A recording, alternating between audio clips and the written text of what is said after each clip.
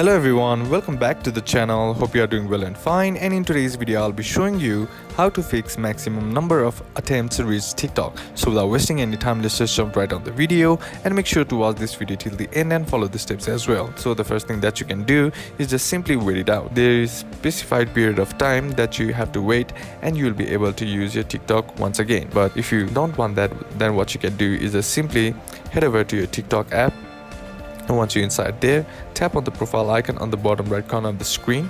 And once you tap on your profile icon, what you need to do is simply tap on 3 horizontal bar on the top right corner of the screen. And once you tap on it here, tap on settings and privacy. And once you're inside settings and privacy, scroll down until you find free up space.